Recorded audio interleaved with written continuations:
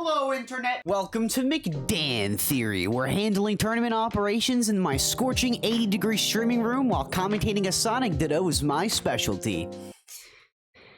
I miss him already. There's been several debatable topics making its rounds in the Smash community in the past few months, from fluctuating viewership, debates regarding the changes to the viability of characters and stage lists, and the short-lived ultimatum enforced by Nintendo that was Nintendo's tournament guidelines. With all of this going on, I decided, you know what? What if I became part of the problem? And decided to reboot my Smash Ultimate Tournament Series Big Brain Bracket. Only this time, things would be a bit different, as I'd be in the position to have my first ever sponsor for the tournament that would consistently fund a weekly prize pot, making this stretch of tournaments my most reputable organized tournament series I have ever hosted. So today, I'm gonna go into about how this incredibly rare opportunity came up, what experiences organizing the tournament each week was like, what challenges I had to face, and overall, just everything I've learned from the experience in general. And to do that, we gotta start from the bottom. My journey to build a tournament series all started in June of 2020. What was intended to be an annual online tournament was just about as freeform as you'd expect. No specific stage list to go off of, no guidelines or requirements, just a drop down with very basic info on the tournament. As time went on, I realized just how important it is to lay out all of this info for competitors if you're trying to run things at a more professional scale. So, needless to say, I still had much to learn about tournament organizing and competitive Smash Bros. As a whole. I was a brand new competitor at the time. While I continued my competitive journey, I learned a bit more about how tournaments functioned and recognized the effort that is required to host them. With this in mind, 1 year later, I hosted my second annual tournament with a unique twist. This tournament would incorporate a $5 entry fee. Put down your pitchforks, let me explain. With all funds, including all bits, donations, and subs going directly to charity, specifically the International OCD Foundation. I decided to get the community involved and invited several notable streamers my community also watched to compete, and even brought on Suarez Yoshi, who was generous enough to commentate sets we caught on stream. Needless to say, this was a huge accomplishment for a streamer my size, as I managed to raise $500 in donations towards a cause that directly supports those struggling with a disorder that I also struggle with. This bracket was a very important stepping stone to learning how to organize tournaments. While also working on new ways to network the tourney, I made a unique trailer for the tournament, designed unique overlays and designs for the stream, and included custom controller shells as a unique prize for first place. Something that was an intriguing idea at the time, but definitely isn't as practical to garner more interest for a competitive tournament today, at least in online standards. Knowing that this bracket had different intentions, there were certainly a lot of things I could have done differently. For one, paywalls on any, and I mean any, online tournament are massive turnoffs for players. But since this was a common practice in the earlier years of online Smash tournaments, I went along with it. And honestly, if I knew better, I would have probably done it differently. Between these two tourneys, one thing became abundantly clear. Without the benefit of tournament prizing, people DQ a lot.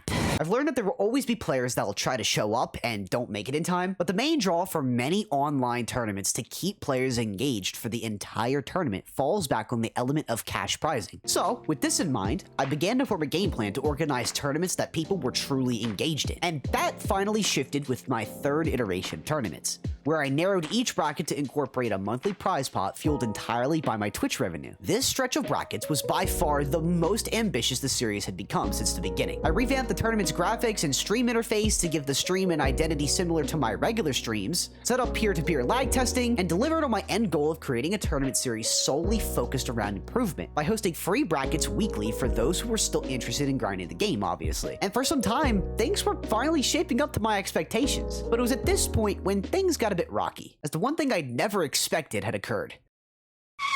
While juggling a job and committing to a more consistent streaming schedule, I was just barely hanging on when hosting each bracket due to how tired I actually was after extensive work days. The biggest hurdle that I had to work around involved streaming, TOing the tournament, designing graphics, networking posts about the tournament, all mostly on my own and in my own time. Don't get me wrong though, this is my passion and something that I put my absolute best effort into.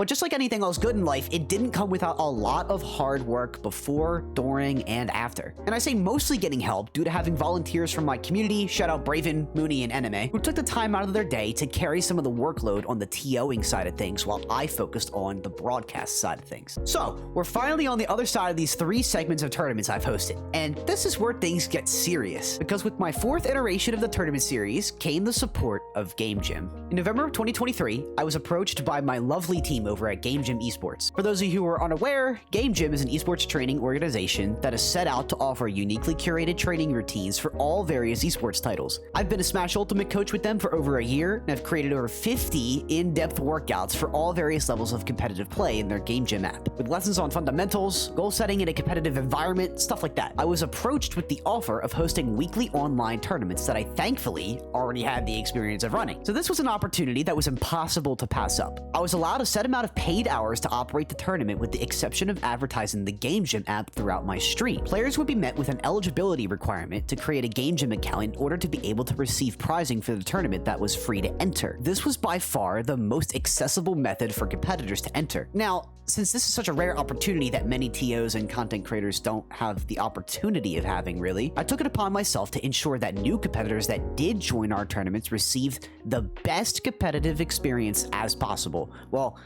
at least the best competitive experience that I could offer anyway. And that started with taking care of my TOs. Starting with this series of tournaments, I hand-selected specific people I knew were most consistent and communicative to both attend the moderator requests and all lag tests throughout Start GG. Any TO that was willing to attend this role was paid for each tournament they supported each week, all thanks to the revenue that was being derived from running and streaming the tournament. Shout out to Braven, BLstar, and Dragonfire, all for being consistent lag testers throughout the segment of tournaments. You really genuinely don't know how much of a help you really were. So, despite this perk not being as substantial as I wished it could have been, there were enough funds circulating between me, the TOs, and even our top 8 graphic designer to boost the tournament's reputation and push it into the spotlight with the likes of CoinBox, Anything But the 3, and other online cash tournaments. This is where things really started to ramp up. The tournament began seeing consistent growth each week. Some of Smash Ultimate's most notable online and offline competitors would be entering, and my stream became a viable source of highly competitive gameplay for both pro players and fresh new talent to be shown off to the community. With every bracket, brought on some insane levels of gameplay,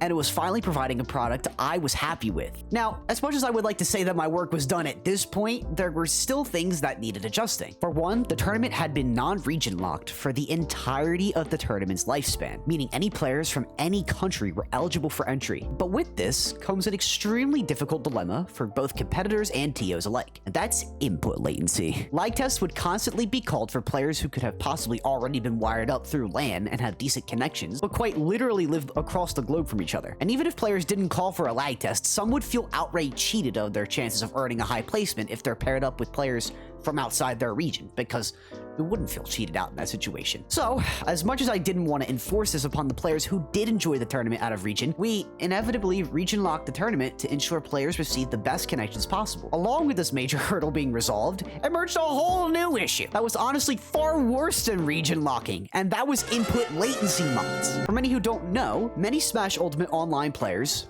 myself included, will do whatever they possibly can to lower the lag and latency caused by Nintendo's turbo shit netcode. And while any and all latency mods were banned from being used within this tournament, new, more substantial latency mods that would both decrease latency and do things like disable VSync gave some players such an unfair advantage that it would inevitably put players without mods for the game at an even higher chance of losing. This was the biggest headache that I had to deal with as an online TO. We encouraged competitors to gentlemen's to using low latency mods with other low latency players, but even then, you'd never truly know who was using these mods against a player who was on the vanilla version of the game. For what was the first time, it felt like there was little to no options for ensuring everyone across the board was playing fair. So we settled with the option of reporting any players who unjustly used their mods to be banned from competing, which thankfully never happened. But at this point, you can only imagine the damage that was done to the reputation of online tournaments as a whole with mods like these running around. Now, despite these problems, most brackets operated smoothly and were amazing experiences. This stretch of tournaments lasted about 5 months until we inevitably had to put a pause on the series due to eventually coming to a close with their sponsor. Now, I could have continued the tournament series without a prize pool, but there was one issue. Everyone left!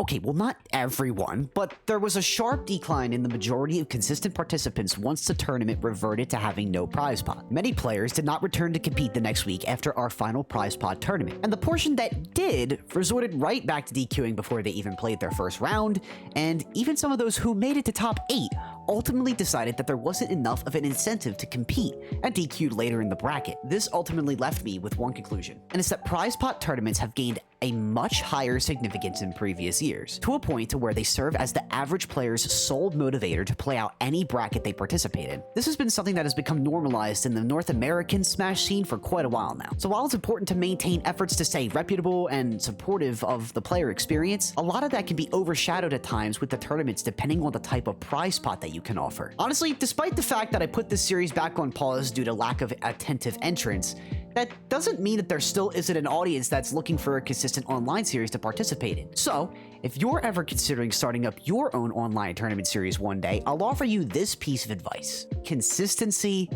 is everything. Sure, you can troll in consistent players with cash prizes for any tournament, but that doesn't mean a community tournament with the vibes from your own community wouldn't be just as exciting. It all depends on how you market yourself and the bracket you hold, and that goes for any competitive tournament. So, with all of my experiences out of the way, there are some key takeaways that I had from operating these tournaments that I think any aspiring creator who is looking to run their own tournaments should know. For one, absolutely make a checklist for every step of the process you should do before and after the tournament. This ranges from creating the tourney page to just making sure you change the starting timers on StartGG, because Lord knows, operating that website is an entire beast of its own. Heck, I'll even put up an example right here of what my list looked like before starting up the stream for the tournament. I would go down the list every Monday and just consistently stick to it. Second thing is to put yourself out there. Stream your tournament if you have the capability to do so. It doesn't hurt to join other tournament discords to advertise your tourney in their discord full of players who are looking for someone as generous as you for hosting a tournament. And finally,